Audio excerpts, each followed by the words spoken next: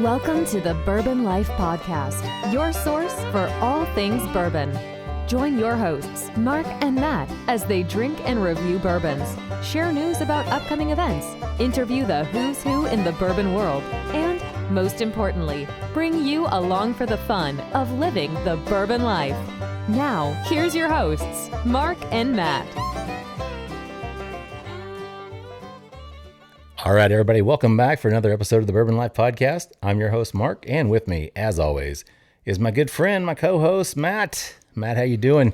Mark, I'm doing great, man. And it's not just another episode of the Bourbon Life Podcast. That's right. This is another season. That's right, man. Of the Bourbon Life Podcast. That's right, everybody. We are here. Yes. Kicking off season number 2, episode number 1 of the Bourbon Life Podcast. That's right. Yeah, Matt. That's kind of crazy. I was looking at the numbers in our episodes, and I guess we actually started the first episode the beginning of February of last year, or this year, I mean. So February 2020?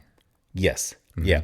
But this is actually going to be episode number, well, I think it's number 47, which is actually our 48th episode because of that stupid prologue that we did. Okay. So this is actually our 48th episode. But yeah, this is season 2, episode 1, and it's New Year's Day. That's right. If people are listening to this when it's released, it is. That's right. It is a new year. It is New Year's Day 2021. If you're listening to this on the day it came out, if not, it's still 2021. Or can't be 2020.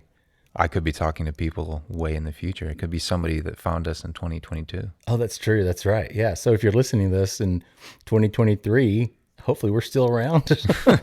Yeah. Hopefully we've man. got better taste than we do now, or I don't know, better content. No, content's been good. Content's been good, man. It's just, the production. But hey, speaking of production, go back and check out that first. We need to do that. I think one of these days, Matt, I'm just going to go back and re-release that very first prologue that we did. And I'm disappointed you didn't wear you did wear your swishy jacket, but you took it off, man. So see, it took me 47, but I've learned a little something. You can teach an old dog new tricks here. Oh man, I thought about. I guess we should tell everybody that we're actually recording together. We're not on Squadcast tonight, so that's kind of fun. I say tonight. See, I'm so used to saying tonight. We're actually recording in the middle of the afternoon, which is kind of weird for us too. How things have changed in the last year. Yeah, definitely, man. But yeah, I was going to try to freak you out when you came in. I was going to have everything set up around my kitchen bar like we did the very first episode with the granite countertop and the stainless steel appliances, so everything echoes and you get that nice echoey sound. And but it's good to be back together, man, doing it the old-fashioned way. I mean, Squadcast is great, and it has really saved us, really, for lack of a better word, because when you can't get together with people, it's just such an awesome tool to have. So I've been very thankful to have that. But I guess we should thank our sponsors. Probably a good way to start, isn't it? Yeah, some other people that have really saved us here. No kidding. The Stave Restaurant out in Millville, Kentucky, man. They're great people. Rebecca and Eric Burnworth that own it. Just absolutely fantastic. They've been such great supporters of ours since day one. So we appreciate everything that they do for us and appreciate their support. Chef Jonathan Sanning out there preparing delicious meals. Gosh, man, it's like I'm out there once a week. Not that far away. It's out in Frankfort. It's about a 25-minute drive. For me, out of Lexington, it's probably about 35 minutes, I think, from Louisville. So, Matt, your mic is taking on its life of its own. It's just doing what it wants to do over there. But yeah, so the Stave, check them out online, thestavekentucky.com. You can still go out and visit them. They got the fire pits you can rent and hang out if you want to brave the weather. And actually, it's been pretty moderate so far this December. It's not been bad, but it's really fun to go out there. You can get a picnic table, fire pit, and hang out. But you can eat inside as well, or you can get it to go. And then also, 3 Chord Bourbon, our newest sponsor. We're thrilled to have them on board with us.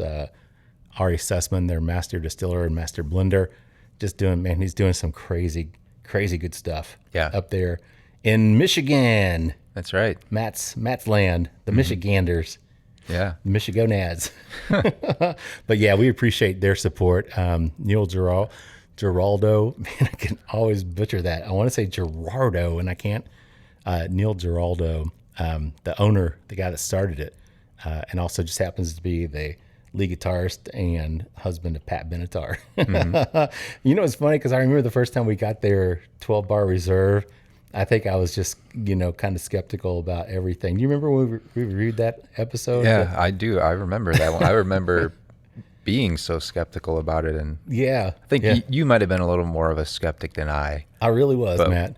I was, I mean, they sourced the barrels and they're distilling their own stuff, but they had sourced barrels, and they had their special proprietary process. And I was like, okay, yeah, people are coming in the market and saying they got this new stuff, but man, we were both just like, holy shit, this is awesome stuff, man. Yeah. So everything we've had from them, the Amplify Rye, their regular bourbon, that 12 bar reserve, the Whiskey Drummer that we got the sample of, man, just absolutely. Even that Pinot Noir finish. Yeah, they have that's out in markets now. They've got the Pinot Noir. Yeah, I think it's called Strange Collaboration because it's Strange Vineyards, and that's where they get their Pinot Noir barrels from. Strange Vineyards. I know that sounds strange to say that, but that's the name of the vineyard.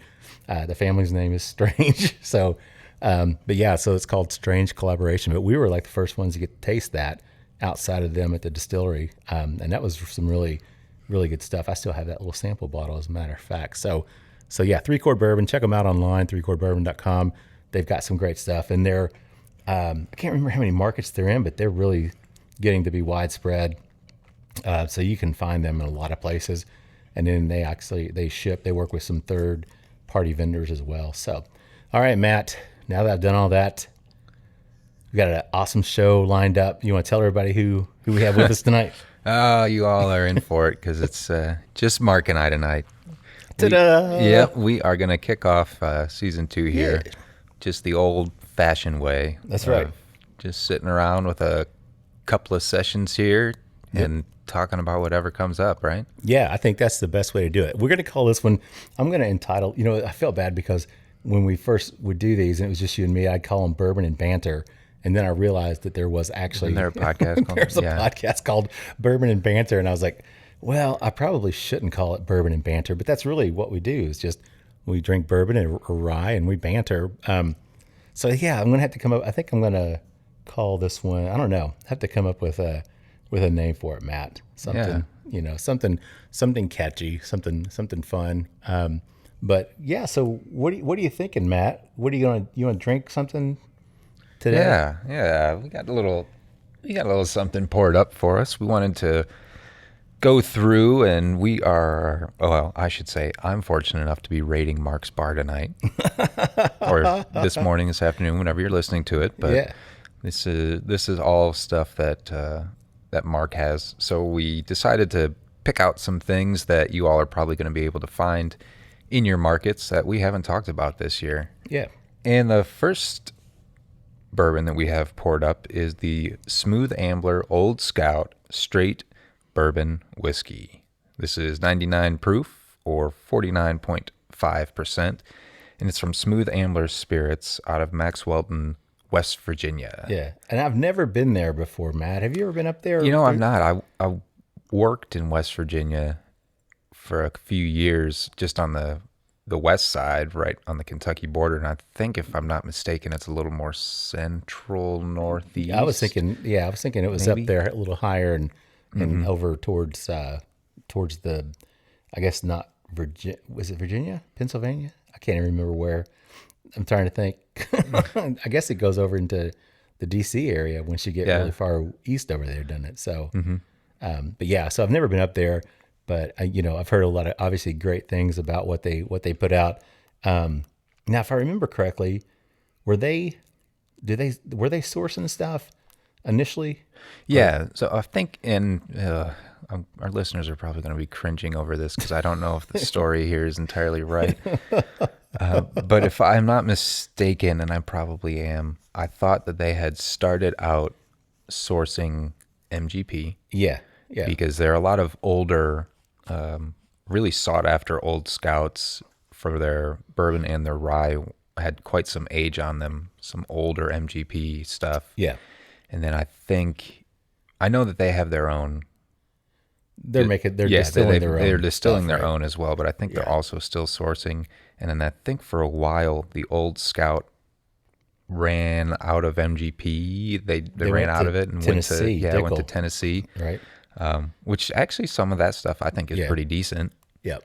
And now this is kind of a re-release of the Old Scout straight bourbon whiskey, and it says very large on the back, distilled in Indiana. I think it started at 4 years, and now they're releasing 5-year product in this. Now that's not the store pick. I think I've got a store pick over there.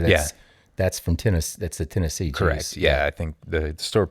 I know because I've got some too. The store picks that are 107 proof, if I'm not mistaken. Yeah. Okay. And I think they are Tennessee. Okay. So that one's the 99 proof, and it's Indiana. Yep. And it's a 4-year-old. Is that right? I believe this batch. I think this is batch number 2. So probably one of the first that they released.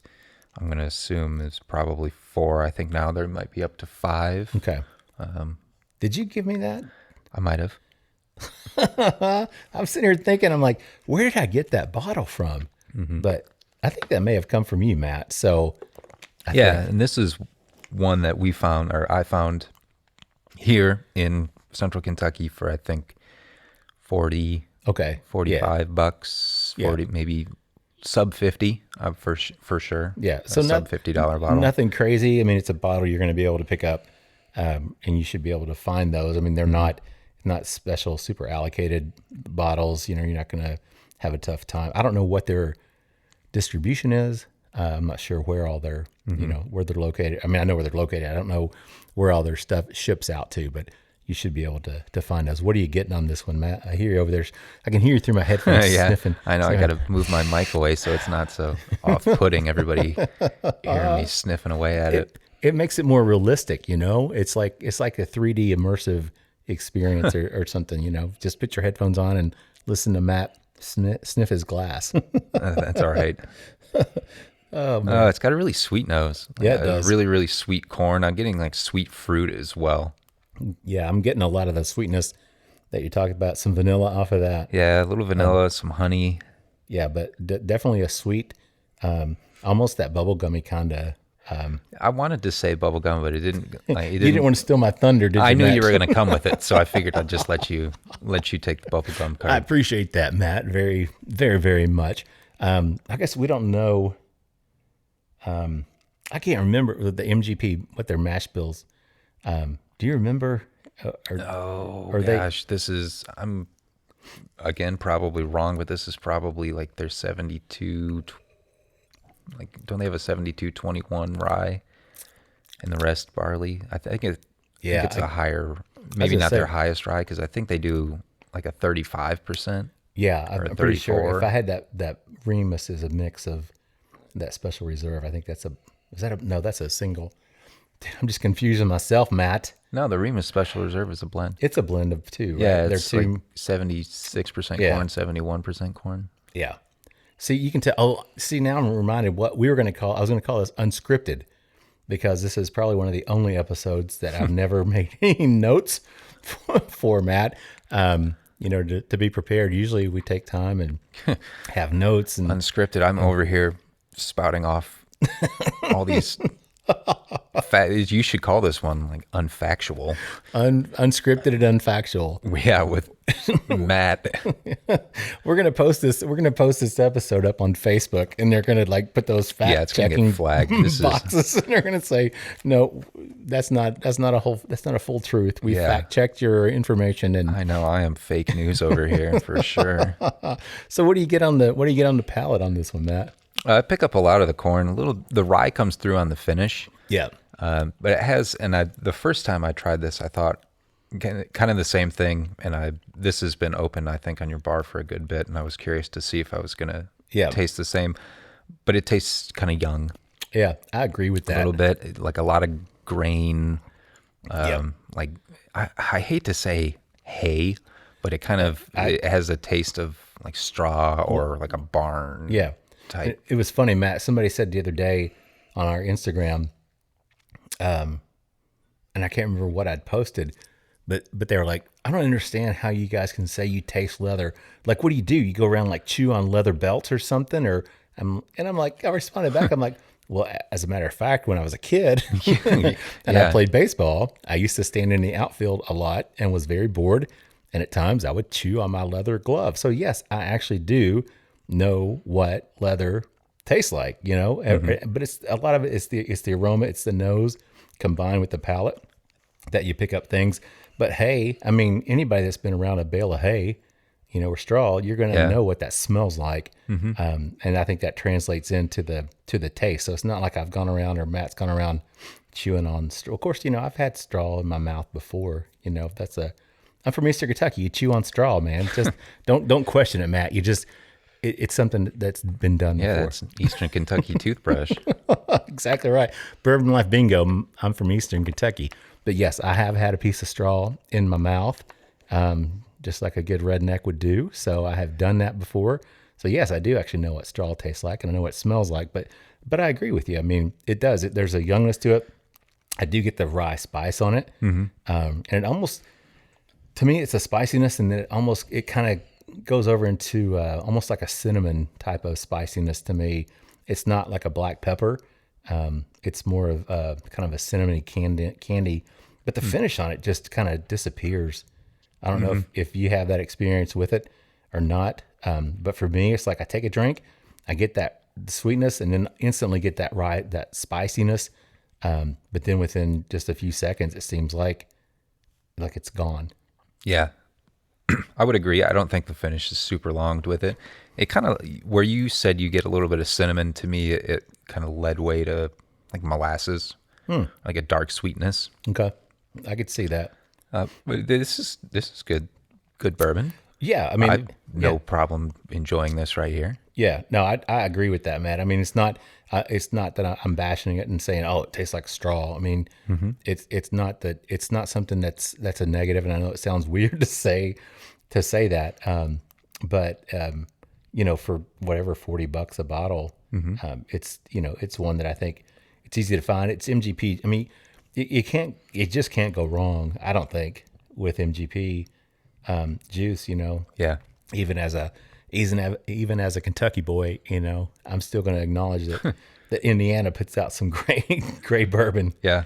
There's no doubt about it. And there's a lot of states that are putting out great bourbons. Matt, we've had a really good opportunity to experience a lot of different things. Yeah, this podcast has taken us all over the U.S. Really has. I think we've tasted a lot of bourbon and whiskey from places I did not expect to taste good bourbon and whiskey. Yeah. What's been your biggest? See, we're unscripted, man. So what's been your biggest surprise, you think? What's the one thing? Is there anything that you were like, holy crap? I mean, like, did not expect that at all? Well, I don't know if I would say I didn't expect it, but one of the things that I've learned, and this has come through recently, some of our more recent guests to this show have been from Nevada. Yeah. And the estate distilling out there. So we were lucky enough to have Bentley Heritage and Frey Ranch that are both estate distilleries, which in the state of Nevada means that, is it 80%, Mark? 88? Like, so, man, Matt, I'm just awful. I thought, okay. I don't know mash bills and I don't know percentages on anything, but yes, a large percentage. Yeah, I want to say for some reason 80% sticks out in my mind. But 80%, so some large percentage of all the grain that goes into the bourbon, rye, whiskey, or whatever needs to be grown on that estate, on the farm. Right. And I think that's super cool. Oh, yeah. And this is just in Nevada that I know of, is the only place that has a... Yeah, I don't know that there's other places. It seems like one of them, either Johnny or... Colby had said that there are other states that have similar, designations for distilleries. But yeah, it's just really cool, like you said, to know that these guys are actually out there farming their own grain. And I know a lot of distilleries, in Kentucky especially, they source their grains locally. Yeah. Get it from Indiana or here in Central Kentucky.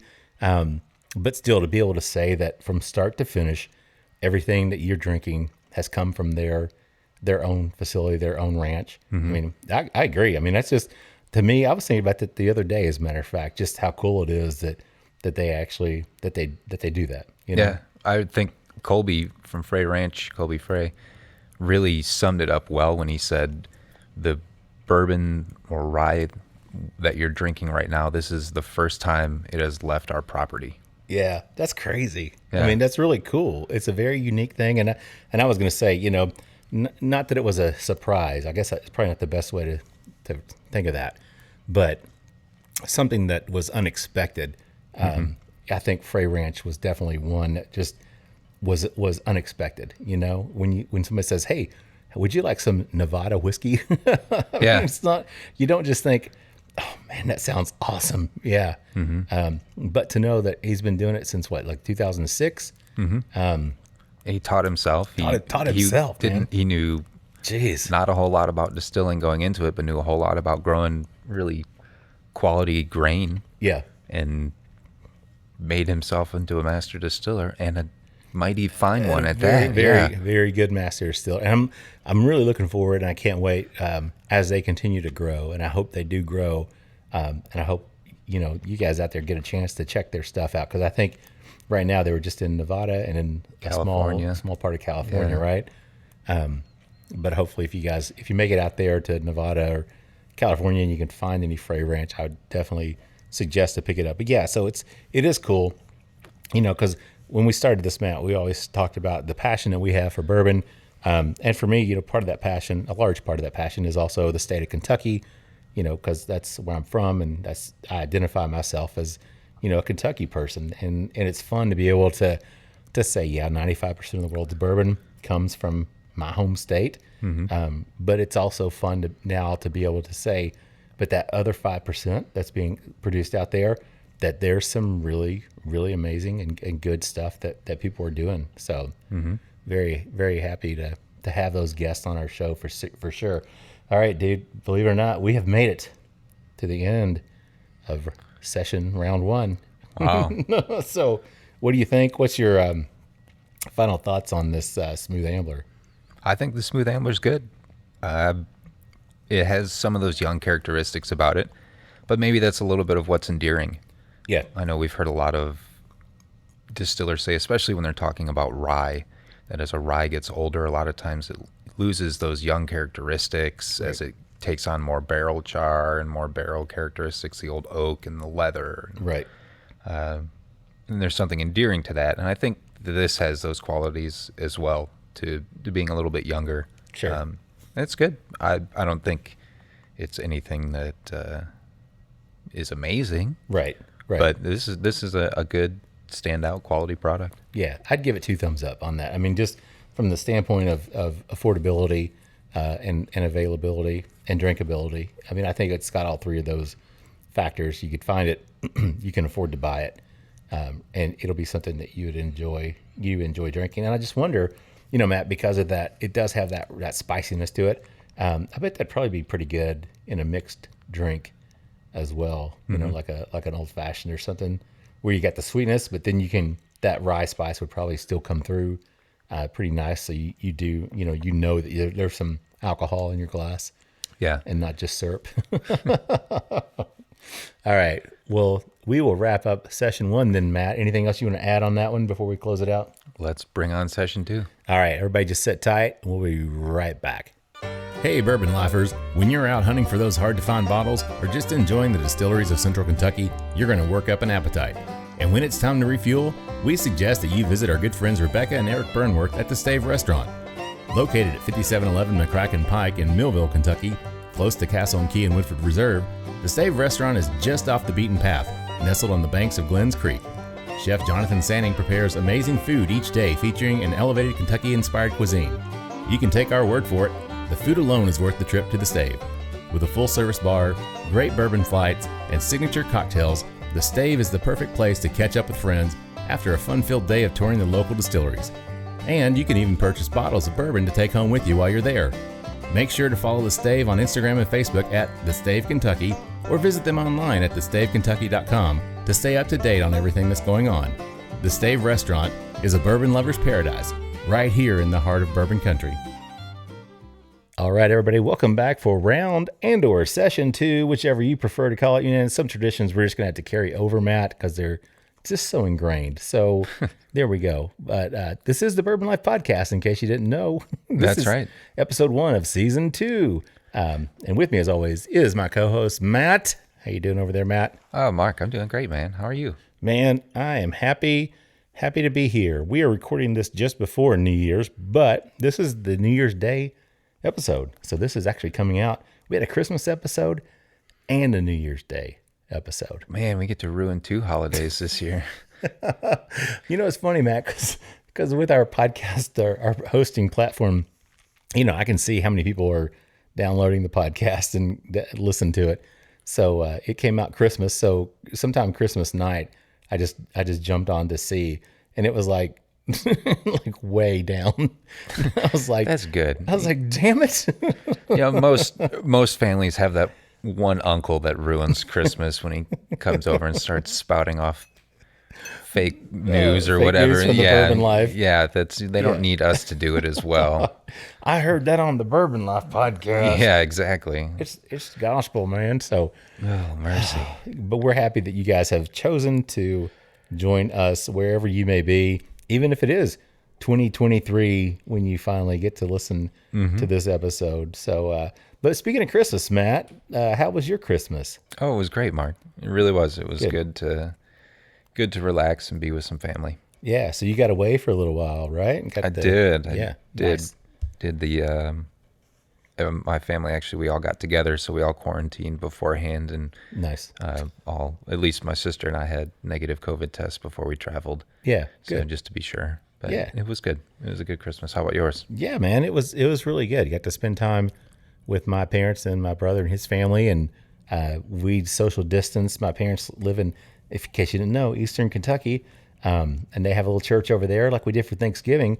Everybody went to the church, and we had tables set up. We were social distanced, and did our thing, and got to see each other for about 5 hours. So it was nice. You know, it's only like a 2-hour drive for us, so it wasn't that long of a drive. So it was pretty easy to get over there. But we had a really good time, and looking forward to New Year's. I'm gonna head down to Nashville. So when people listen to this, I am actually in Nashville today. If you're listening to it as this releases on the 1st.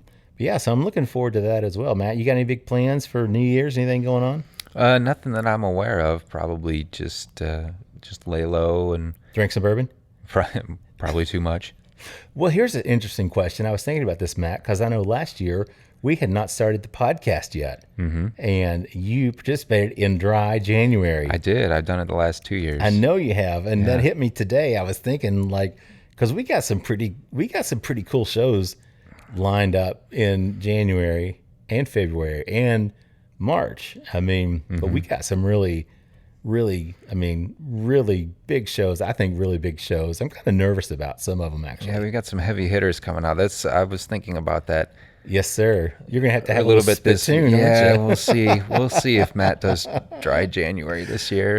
Oh, dude. Well, I hate to do that to you, man. I actually did think about that today. I was thinking about, man, how are we going to do that? How's he's going to be able to actually to participate, and do the podcast? Well, obviously you'd participate, but I was just thinking, how's he going to be able to? How are you going to be able to do the show? And I mean, you can talk about the nose and the palate. You might not get to finish. We'll see. Because it wasn't. Who was it that we were talking to? Was it Mary Ann that was talking about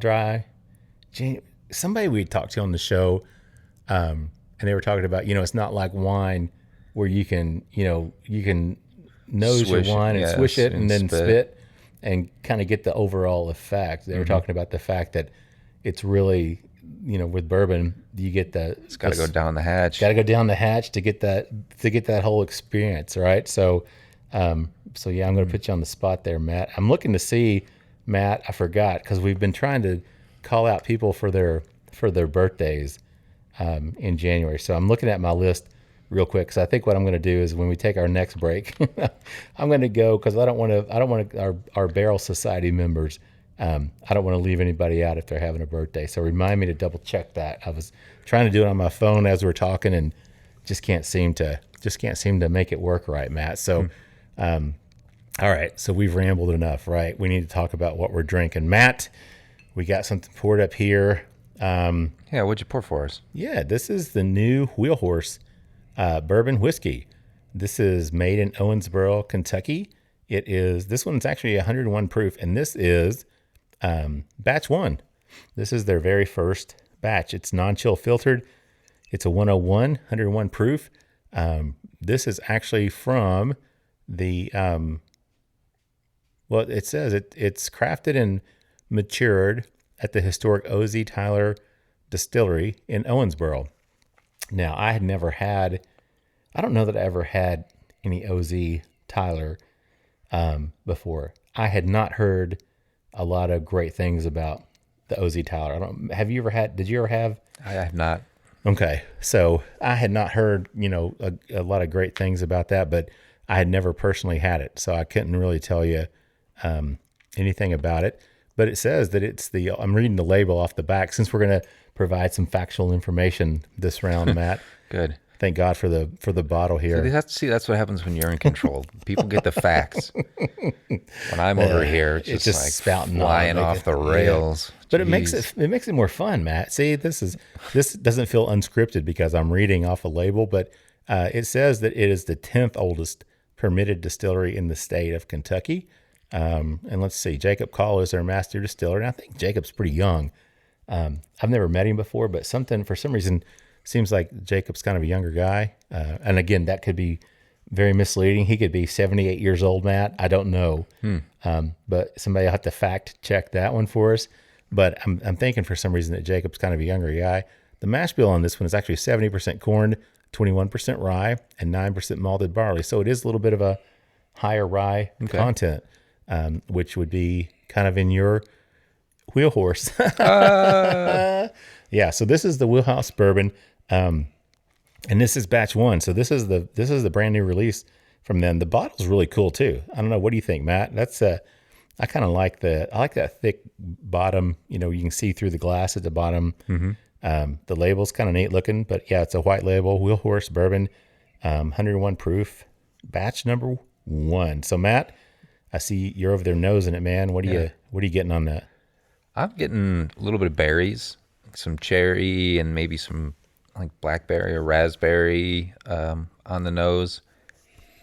A little bit of burn, a little bit of alcohol or ethanol coming off of it. Not a little something up in the nostrils that's got a touch of heat. Yeah, it's funny you say that because when you said berry, when I first poured this, I wasn't picking that up, and now that I come back to it, I see. To me, it's weird. It's almost like initially I get almost like a hint of butterscotch. But then I get that berry, and I can't. Kind of almost like a strawberry to me. But then I also like to detect some of that butterscotch. But I see what you're talking about on the alcohol side of things there. So a little bit of that rye is coming through on the nose, picking up just like a touch of pepper. Yeah. What do you get? Have you had a taste of it yet? I have not. You have. What do you got? Yeah. The rye definitely comes through. Initially, again, like the first one we had with the Old Scout, I got a little sweetness at first, but then I get that rye spice that comes through. And it actually lingers. Yeah. Much longer than that smooth or the Old Scout. Ambler, yeah. The Old Scout. Wow, that really does have a long finish to it. Isn't that funny? Yeah. I'm honestly, okay, Matt, we talked about things that surprise us. Yeah. So I'm going to say I wasn't crazy about the nose on this. Just take a look at the glass. Look at how this is clinging on there. And that's got to have something. I don't know if the oil in here would have anything to do directly with the finish, but I'm just looking at how it's really clinging on this glass. If it's doing the same thing, just leaving a nice cling on the tongue, maybe that would be where we're getting that long finish from. Yeah. You're talking about earlier about the kind of that hay. I kind of get some grain off of this though. Yeah. I don't know if it said on the bottle. Seems like I was reading a fact sheet about this. It said it's a blend of 2 to 4 years. And I don't see it. You know, if it's under 4 years, it's supposed to say it on the label. I thought on the back it said aged a minimum of 2. Oh, did it? It may. I may be wrong, which would be Matt, are you making up? which would be on point for this episode. Are you making up more facts again about this bottle? Anyway, I know the fact sheet said it was aged 2 to 4 years, so it is going to be younger. But again, the retail on this I think was $28, $27.99. Oh, okay. Yeah, so it's obviously an affordable brand. Now I don't know. I'm not sure what the distribution is on this one, but it was the old OZ Tyler. I'm assuming this is just a rebrand. Yeah. That they've gone from OZ Tyler. And again, like I said, I never had it before, but had heard, some things that it wasn't the best of bourbons. So I can't really speak to that because I never had it. So I don't know if this is kind of a rebrand to get away from that or if something's changed. It seems like this said that this was kind of a combo deal between a company, I think it's called Latitude Beverage, which I'm not familiar with. So I don't know if OZ was bought out. I'm not really sure, Matt, but and this was sent to us. So we didn't, not like the Old Scout, which I guess you either bought that for me. I think you bought that for me, Matt. I don't remember. It's been so long now. I know, but I think you did. But this one was sent to us from Owensboro Distilling Company. So what else on the palate, Matt? What do you?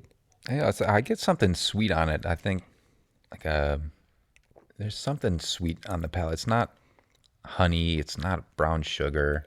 Yeah. I'm really surprised though at how much that spice comes through. And that's not a cinnamon spice.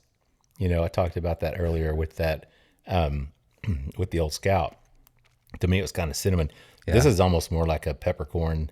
Yeah, it's got a lot of that peppercorn. I get almost like leaves to a little bit of like tobacco and charred wood on the finish. But I think the sweetness I'm picking up is like a syrupy sweetness, like a corn syrup or some sort of like a sorghum. Yeah. Like something sweet. I'm just surprised at the finish on it. I really am. Yeah. I think I would, at $27, I would drink this before I drank Buffalo Trace. Uh-oh. Ooh. That's fighting words out there, Matt. I know. In the state of Kentucky, those are fighting words. Son. Of course, now this is a Kentucky product, so, maybe everybody will be, willing to forgive you on that one, Matt. But now you're talking about, because you just got back from Michigan. Yep. And Matt, man, I was never so happy to see Matt in my life because I opened the door and there stood Matt with a box of 6 bottles, all for me. And I'd said that before on the podcast that I'm like, when Matt goes home to Michigan, I'm going to give him a bunch of money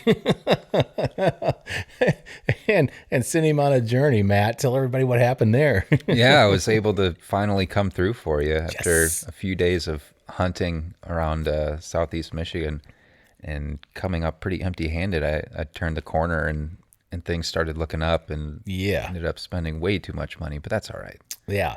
Well, we got everybody taken care of. I appreciate that. So everybody knows another Bourbon Life bingo, right? I'm a big fan of Elijah Craig. There's no, the barrel proof.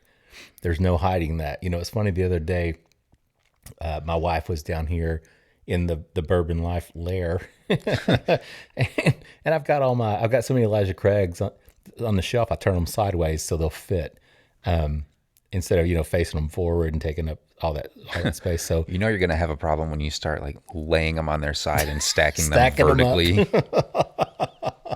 That's not a bad idea, Matt. I might have to do that. How many before I hit the ceiling? Yeah. So I think she started counting and she's like, okay, you've got like 12 or 13 Elijah Craigs over here. And I was like, well, there's 3 more over here. She's like, are you serious? I'm like, yeah. And I said, well, open the cabinet because I'm pretty sure there's at least 2 or 3 more under there. So dude, what are you doing, man? Why are you playing your hand to her? I know. Well, what can I say? But then you brought me 4 bottles of that B520, which, a lot of people are saying that that's probably some of the best Elijah Craig barrel proof they've ever had. Have you had that, the B520? Oh, mercy. I probably have. Yeah. The B batch is always going to be a little bit lower proof. The A's are usually in the 130s, the A120s, and then the C920s are back in the 130s. But those B batches usually drop down to the 120s. This one only dropped to I think it's 127.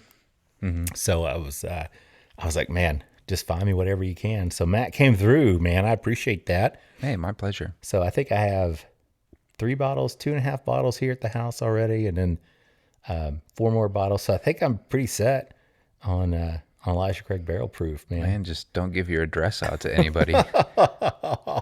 But then you also brought me surprise, man. You got I want to say Traverse. I always want to say Traverse City. Yeah. That barrel proof, man. Yep. And that's some really good stuff too. Mm-hmm. We love, we had them on the show as well, and really enjoyed drinking their stuff. They had that cherry. Yeah. Oh my gosh. That was really good stuff, wasn't it? Mm-hmm. Delicious. And then you got me a bottle of the, that was from here, the Liquor Barn. Yeah, the Old Forester. Yeah, the Old Forester single barrel, right? So, man, I'm starting to get a collection of those things now too. I can think of worse problems to have, Mark. Man, telling you what, I want to get that batch one of that 150 though. Damn, that was some good stuff, wasn't it? You might have to chase that one a little bit on the secondary. Yeah, that's kind of a thing I hate to do, but you're right. Unfortunately, I think to track one of those down, the batch 2 and 3 were really good as well. But man, that batch 1, that was Jackie's favorite. I don't know if you remember from the show. Mm-hmm. She was talking about that, and she's like, that was her favorite one. So yeah, Matt came through for me, man, big time. I mean, I appreciate that, man. What are bourbon buddies for, right? So it was funny, we were talking about Bourbon Life Bingo a couple minutes ago. Yeah. When I was home, my brother-in-law listens to the show, and he was saying that he thinks one of the Bourbon Life Bingo squares, probably the middle Bourbon Life Bingo square, should be mentioning Bourbon Life Bingo. I think that's a good plan. Yeah. It's like one of those pictures where there's a picture of the picture in the picture, and then there's a picture of the picture in the picture. It's just, it's kind of one of those things. So it's the Bourbon Life Bingo on the Bourbon Life Bingo. I can see that. Mm-hmm. Yeah. I think that's a good thing. And it's funny how many people on Instagram, if I post something and mention something that is from our little Bourbon Life Bingo, how many people will be like, bingo. So Matt, what are you thinking on this one? This Wheel Horse. This has been a major surprise. I didn't really know what to think coming into this one. I guess we unfortunately didn't have the highest of expectations, but we shouldn't have gone in with any expectations really. And very true. I gotta say, price point for $30, this is a go-to. Yeah, I can't think of any reason not to surprise people. Maybe it's not for everybody, because it does have that nice spicy long rye finish, which some people really might not enjoy. Right.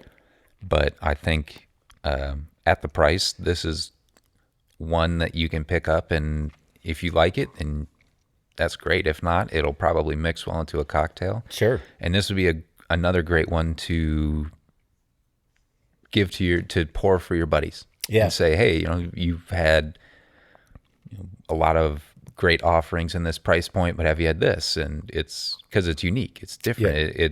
I don't know for this price if I've had anything quite so spicy. It's super. And I figured you might really like that, Matt, because I know how much you love your rye and your rye spiciness. But I have to admit, because like I said, I had heard some things about O.Z. Tyler, never had it, but it was, after 48 episodes, Matt, 47, whatever, and a prologue, you think I would know, you think I would not do that, but I still do that. I get these kind of preconceived notions in my head, and I go into it. Like anytime a bottle says Tennessee on it, I can see it on you. Man, and the Fawn Weaver episode, man, the Uncle Near's stuff, holy cow, dude. I was very happy. I was really impressed with what they're doing. So, and the good news about that episode, Matt, Christmas Day, there weren't that many downloads of it. and I was bummed. But over the last 3 or 4 days since then, it's probably been our highest downloaded awesome episode ever. So it's like, I mean, it's been kind of crazy, the response that we've been getting off of Fawn's episode. But yes, you're right. Tennessee whiskey, a lot of times. But it's funny because I think about Tennessee whiskey and I think about Charlie and his brother down there, the Nelsons at Greenbrier Distillery. And dude, I love those guys and I love the stuff they're doing. And then Uncle Nearest, really, really enjoy their stuff. I've had some Chattanooga whiskey. Yeah, that's right. And I got 2 bottles over there that I bought last time I was in Nashville. I bought 2 bottles of Chattanooga whiskey, and I mean it's really good stuff as well. Trying to think of who else.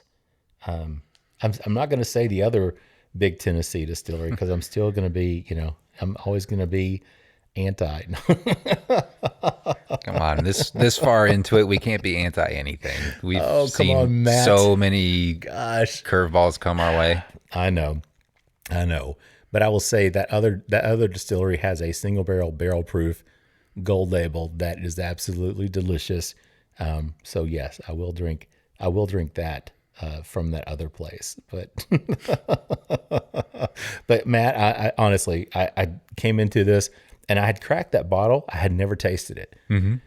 And I just wasn't, the nose on it, like I said, smelling it, the berry thing, it was maybe that butterscotch or something. It's one that the nose and the taste are nothing alike. They're not at all, Matt. It's one of those weird. Yeah, I was expecting, based on the nose, I was expecting something big and juicy and sweet. Kind of not too much of a lingering finish, but like a nice coat on the tongue, and this was nothing, no berry sweetness on the palate whatsoever, but a really, really great coating, a really great spicy rye finish. I did pick up something sweet. There's like a sweet syrup or something, like a sorghum, or maybe like even not like a maple syrup, but some sort of a sweetness to it. But and nothing like the nose. Mine's airing out a little bit more. It's been sitting in the glass for a bit. And I can't, I was going to say almost like a maple syrup, but it's not a maple syrup, but I get that underlying sweetness, but that spiciness, I think that's really the first thing that really surprised me. Yeah. Was, cause like you said, the nose, and I was expecting a certain taste on the palate. It was like a 180 from what the nose was. And then the fact that it kept just going, I started talking to you and I'm like, okay, I can still feel this little tingle on my tongue. And I'm like, okay, I can still feel it. I'm like, damn, I mean, that's for $27.99, $28. All right. I got to give it to them, Matt. They changed my mind. Yeah, they really did. Cause I guess my mindset was just against it. I should know better. But yeah, like you said too. And if it's when you buy, $28, you're not going to be out of pocket a lot of money. And if you don't like it, the spiciness on this one would shine through in a cocktail. I have no doubt that it would mix really well. So yeah, I'll give this one 2 thumbs up, Matt. I got it. Well, and you know what? Maybe a thumb and a half, because the nose, to me, I'm still not a fan of that nose. Yeah, I think all nose aside, and you go back and I smell the empty glass, and it smells like grape cola. It's like, got a Fanta grape smell. Fanta grape? Yeah, but the palate, the taste, the finish, 2 thumbs up all the way. Yeah. If you can just get past that nose, I mean, don't let it fool you, right? I mean, because honestly, it did. Like I said, I'd cracked the bottle and I'd smelled the bottle, and I was like, I think I'm just going to put this one aside for a little while. I never tasted it. So yeah, big surprise on that one. And it's funny because I just finished my glass. I'm talking to you, and I can still feel that spiciness on my tongue, pretty much throughout my whole mouth, man. So I'm pleasantly surprised by that one. All right, Matt. So I guess we'll wrap this session up. Anything else you want to add before we wrap it up? Get a word from our sponsor. Let's bring on session 3. You got it, man. All right, everybody, sit tight, hang out. We'll be back in just a second. Hey, Bourbon Lifers. We want to take just a second and tell you a little bit about 3 Chord Whiskey. 3 Chord's line of whiskeys embody the spirit of creativity. The whiskey is a true collaboration between producer and composer Neil Giraldo and master blender distiller Ari Sussman.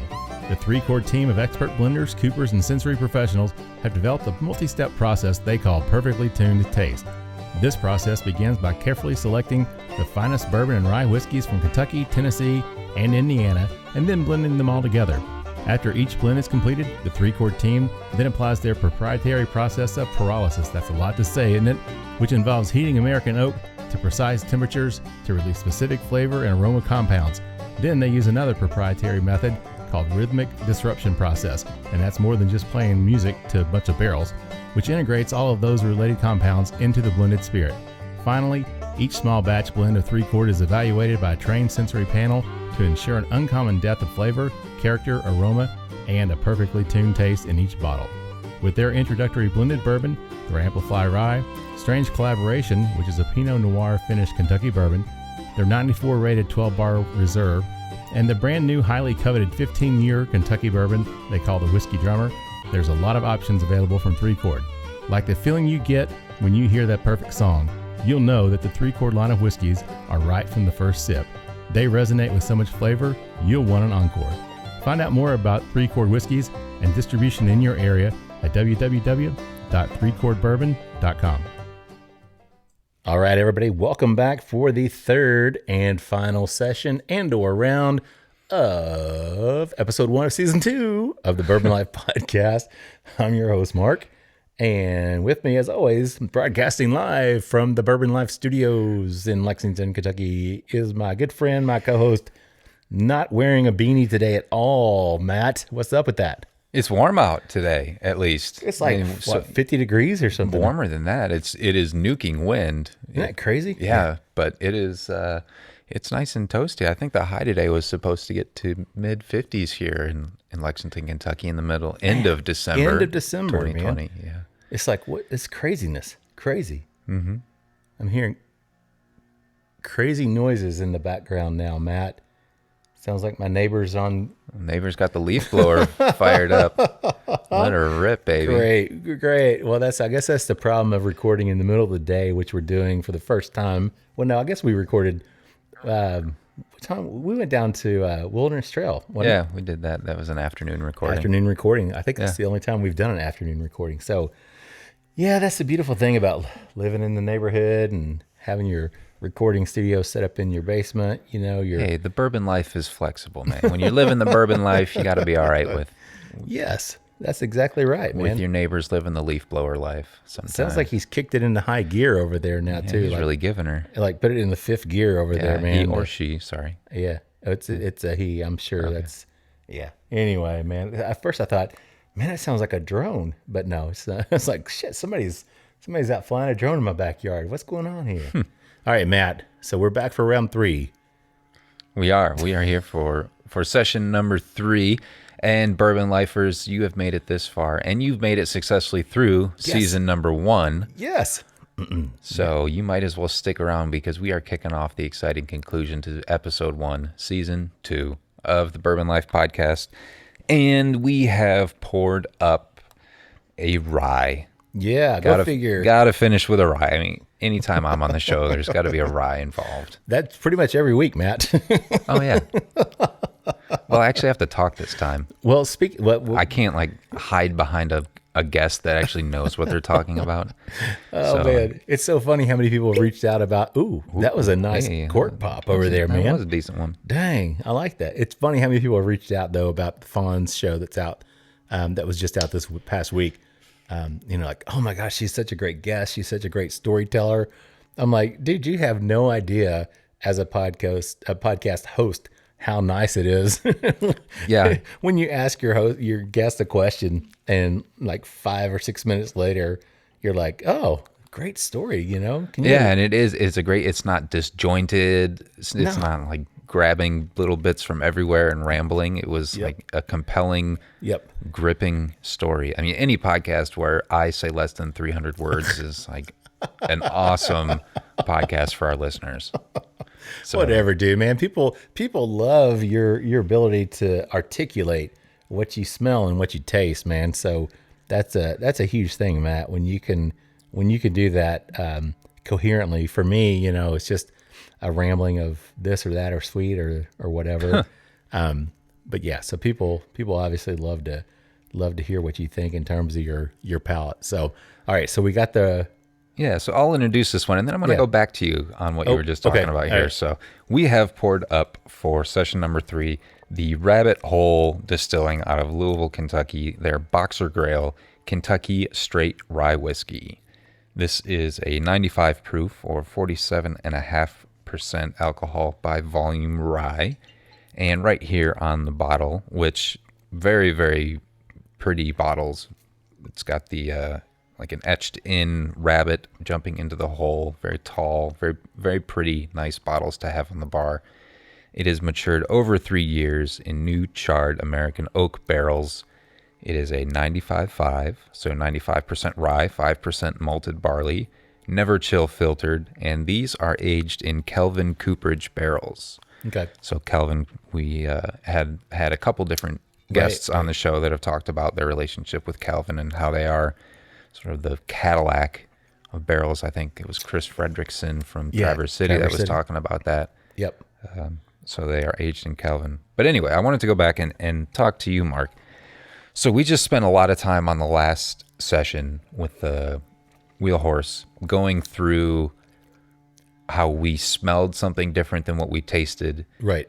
But so you have had training in being sort of a sensory expert in how to nose, how to taste your bourbon, how to go through the process of from pouring a drink to finishing it, and so the best ways to get the most out of your experience. So since we've now gone through and talked a whole bunch for a whole season here, I don't know, why don't you go through and just let our listeners know how you go about the process from what you've learned and how you take on a drink. Yeah.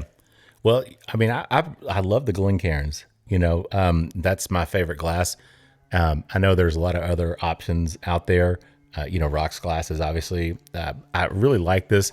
It's just got that tulip shape to it. It's got that fat, body on it, and then it kind of elongates up to a more a smaller neck.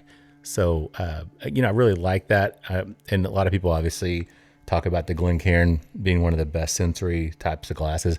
But now, there's other glasses out there that the two glass, I think they're supposed to be really good. And there's other, I can't remember, there's so many different little tasting glasses, but this is the one, well, plus the fact that ours are etched with the Bourbon Life. It kind of, it's another reason I like to drink out of them. But yeah, so, once I pour it, well, and another reason I like these glasses, Matt, speaking of which, they've got the base on them, and it's about, probably a half inch of glass maybe.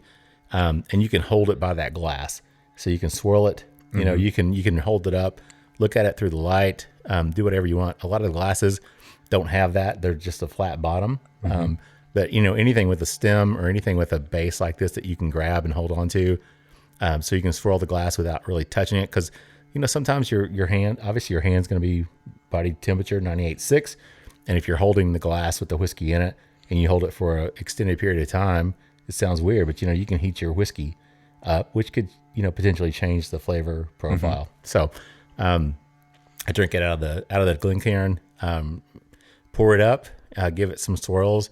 But, when I put it up to my nose, and I think we talked about, I guess Fred and Freddie, when we had them on the show, because, you and I both poured it up and kind of tilted our glass sideways a little bit, put our nose up to it, opened our mouths. And, what I've always been told and trained to do is, don't breathe through your nose initially. Just put the glass up to the edge of your nose, tilt the glass a little bit sideways, open your mouth, and actually breathe through your mouth first. Because what that does is, if you breathe through your nose, what's going to happen is the alcohol that's in the glass will go up into your olfactory, and it'll. I mean, alcohol itself is what was it that? Who was it that we were talking to that said that it's a topical anesthetic, right? So it can numb the senses. So if you go and straight drink, it was Ari. I did a tasting online, and Ari actually joined us for 15 minutes, and he was talking about that. And it's a really good point, and it's kind of reaffirms what I'd been told from other people as well. So when you hold the glass up to your nose, you actually breathe through your mouth. What that does is it's going to pull air through your nose at the same time. So it's going to pull the odors, the smells, but it's not going to pull as much of the alcohol through. So by doing that, you're gonna get that nose a lot clearer without that alcohol effect on it. So if you do that a couple times, then you should get a pretty good nose off of it. Then after that, you can go in with your nose, leave your mouth open, of course, and you can sniff through your nose. Don't get a huge long draw off of it because there's still alcohol in the glass. And it can really kind of affect your sensory perception there. But, just get a nice draw off the nose with your mouth open. Leaving your mouth open will allow any alcohol vapors that come up through your nose, they can actually escape out of your mouth. But then you can still keep the flavors from the whiskey in your olfactory senses and get a good nose off of it. And then, tasting it, generally I go for 3 different tastes. The first taste, I'll take just a little bit in my mouth and do the old Kentucky chew, so work it around, let it coat my mouth. Because if you haven't had anything to drink and this is your first taste of alcohol, I mean, the alcohol is just going to numb everything. I mean, if you take a big swallow of it, everything's going to be numbed by that alcohol. Your taste buds are going to be shocked, and you're not really going to be able to perceive what you're tasting. So I'll take the first taste, I swish it around a little bit, the Kentucky chew. I don't try to really develop any notes off of that first taste, just because your taste buds are still getting warmed up. I'll give it a second little sip, kind of do the same thing. I don't work it around as much. But generally that second taste will be smoother than the first, because the first one gets your, everything warmed up. Your taste buds are ready for it. And then by the third taste, you should be able to really taste what's in the alcohol or what's in the whiskey, and not just, like you're drinking rubbing alcohol or something. So that's kind of short and sweet of it, Matt. Okay. So yeah, if when you nose it, like I said, the first thing, just keep your mouth open and breathe through your mouth. Actually, keep your nose on the edge of the glass, but breathe through your mouth, not through your nose initially. And that allows you to really pull in the odors, the smells of the whiskey, and not as much of the alcohol. And then the taste, just, never try to give an assessment on the first 2. That's just something I've learned, and it seems like valid to me. And it's funny because I had a friend over here last week, and she's wanting to start her own podcast, not about whiskey, but just in general. But she wants to love bourbon. She's a lifelong Kentuckian as well. I've known her since we were in high school. So I poured her up a little taste of something, and I told her, I'm like, just give it a smell, and walk her through it. And then I was like, all right, take your first sip, just kind of work it around.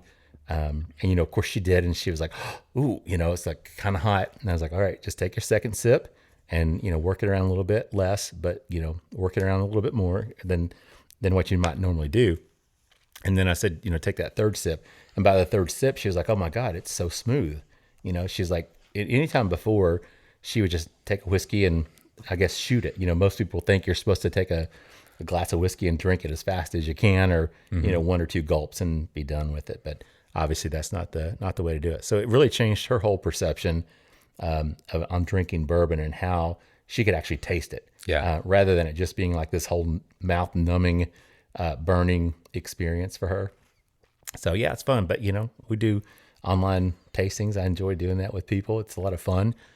So yeah, thanks for asking, Matt. Yeah, absolutely. I think it is valuable information for our listeners to know how we go about picking something apart.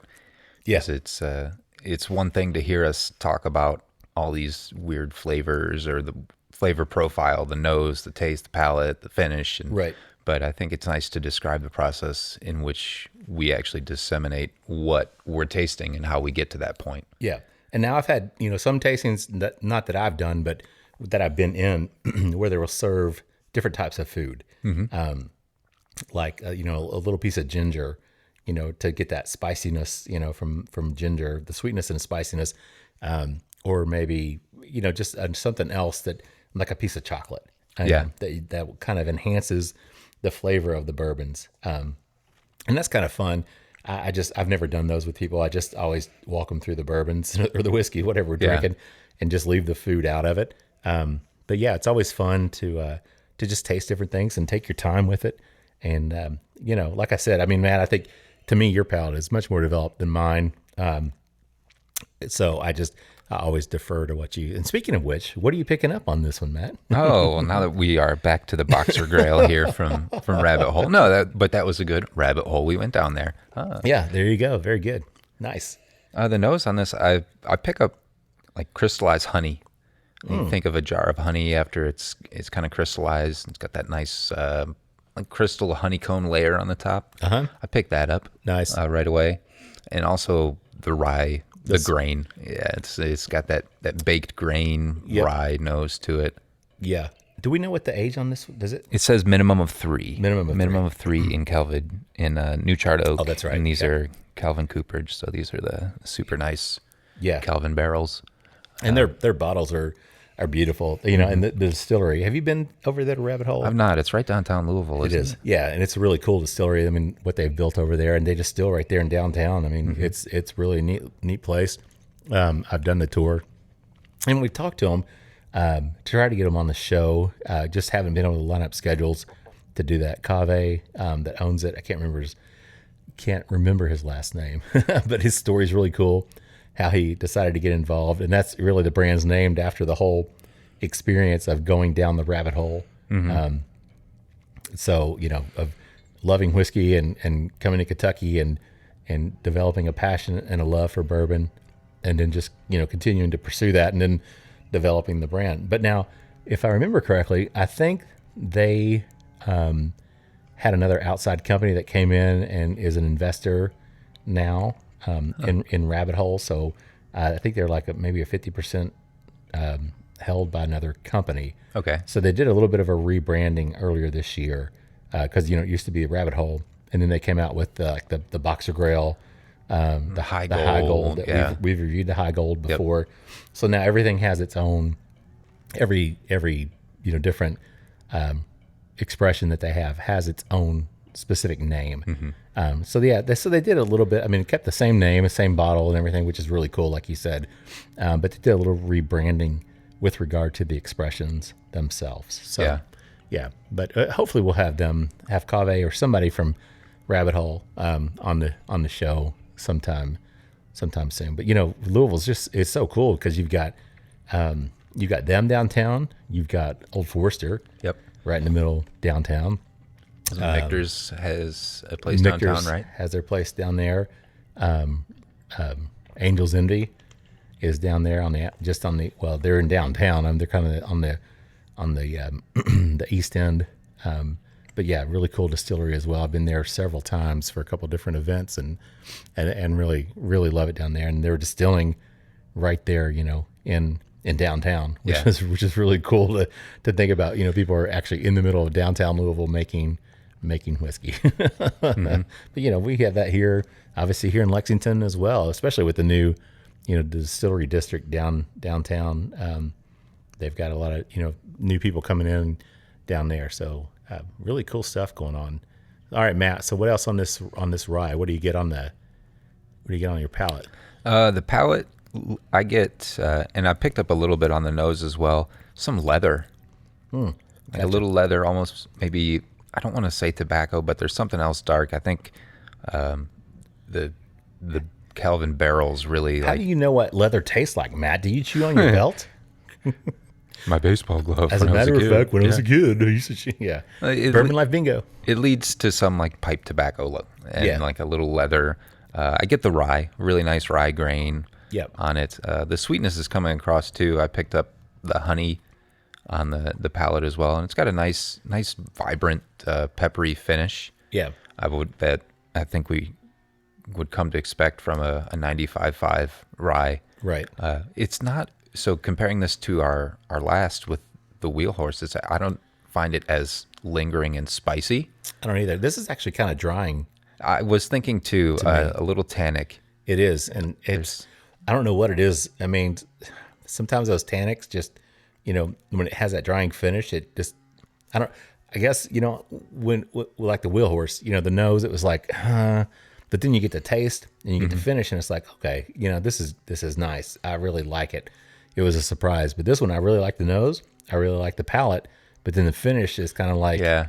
you Finish know? leaves a little something to be desired. Yeah, so it's kind of weird, because I think it leaves you with a different mindset. For me, I was like, okay, with the Wheel Horse, I'm okay. The nose isn't quite what I want it to be, but the palate and the finish are really good.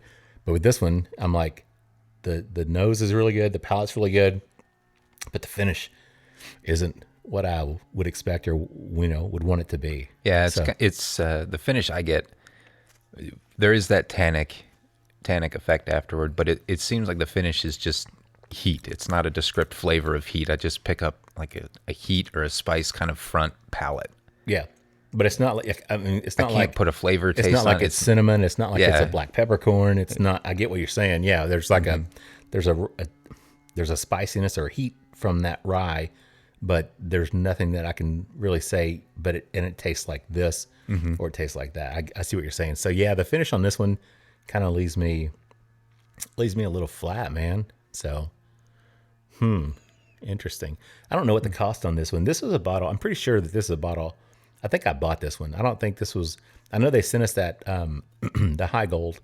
They sent me that one. I think earlier this year, maybe last year. That Boxergrail though. I think that's one. I think I bought that one. I don't remember, Matt.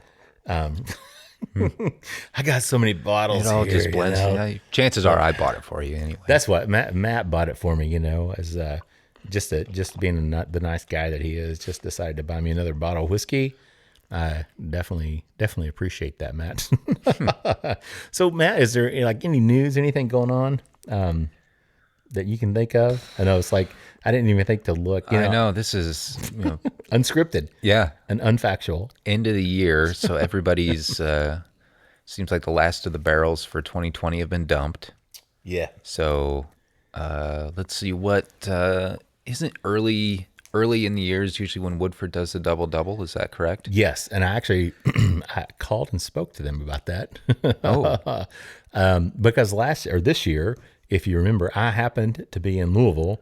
Yeah, because you at work, and I like called a trunk full of double. I called them the day that they released it because it was supposed to come out on the weekend, and I was just calling to check the hours, what their hours were for the weekend, so I would know when to be there. And it was a Thursday afternoon, and the little lady that answered the phone, when I asked her, she's like, "Well, now, honey, those are already out."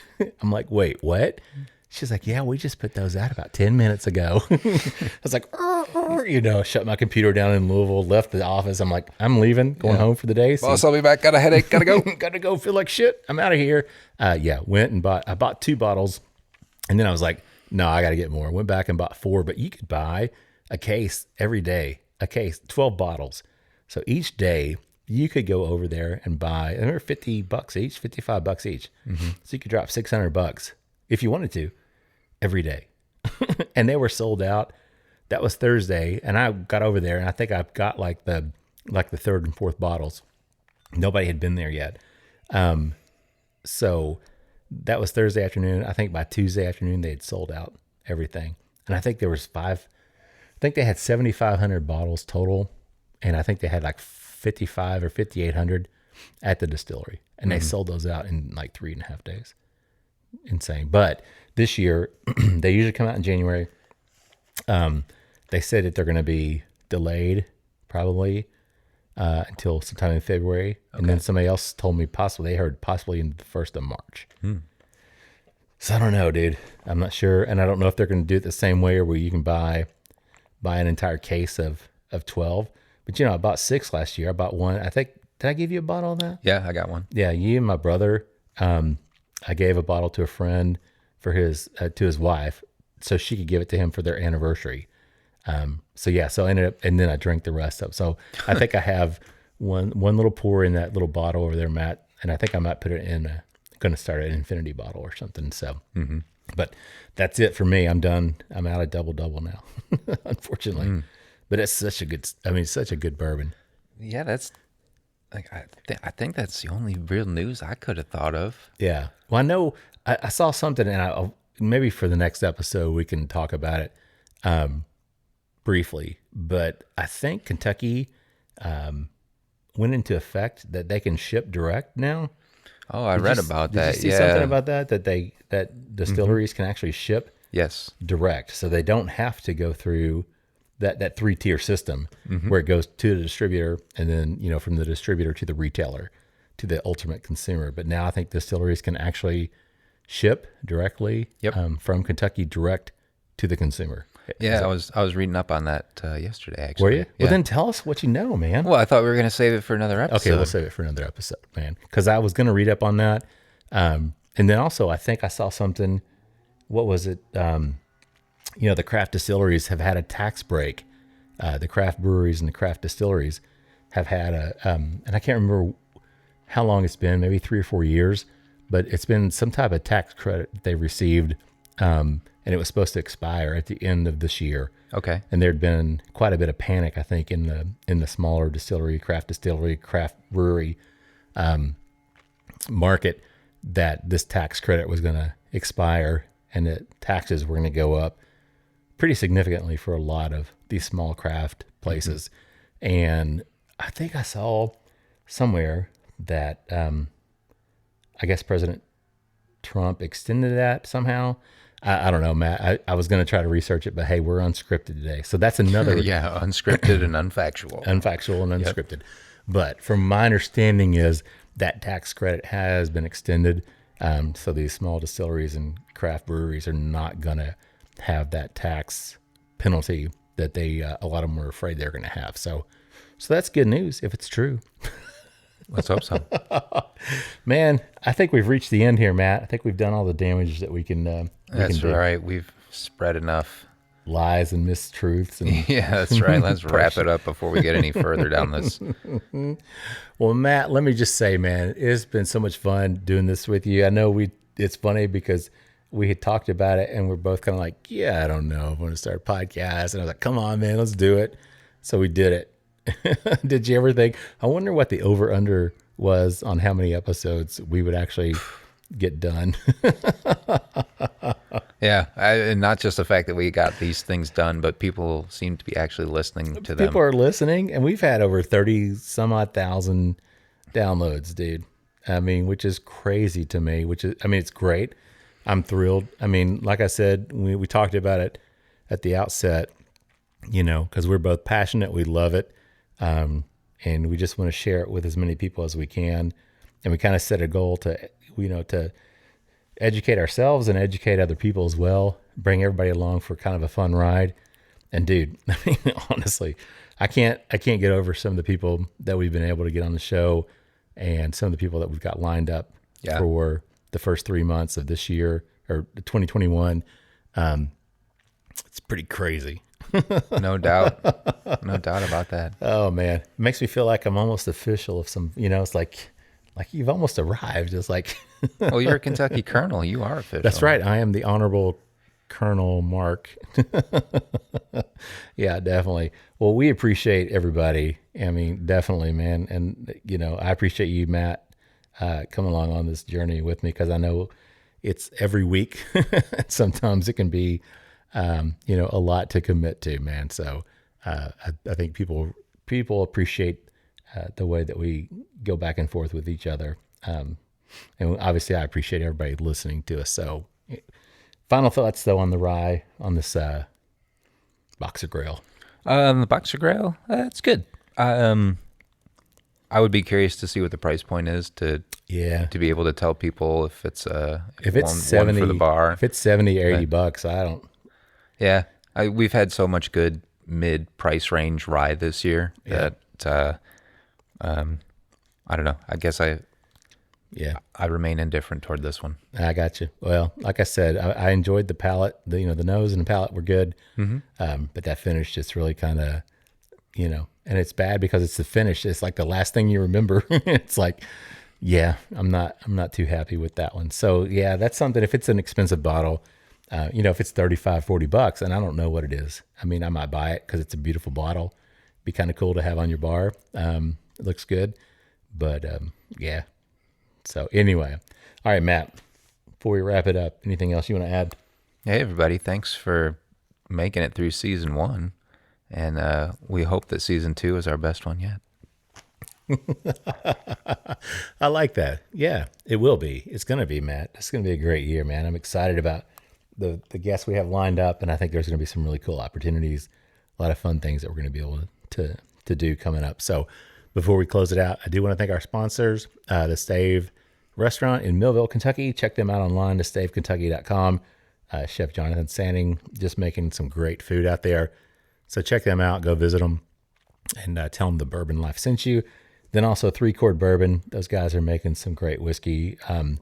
Ari Sussman, the master distiller blender, he's a mad scientist, man. He's just blending up some incredible stuff. So check them out online as well, 3 Chord Bourbon. They're available throughout, 15 or 16 states now. So check those guys out.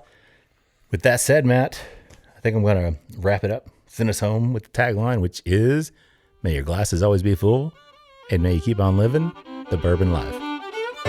Thank you for joining us for this week's episode of the Bourbon Life Podcast. Our mission at the Bourbon Life is simple: to share our passion for all things bourbon with you every week. And we'd really love to hear your thoughts on how we're doing. You can find us on Instagram and Facebook at The Bourbon Life.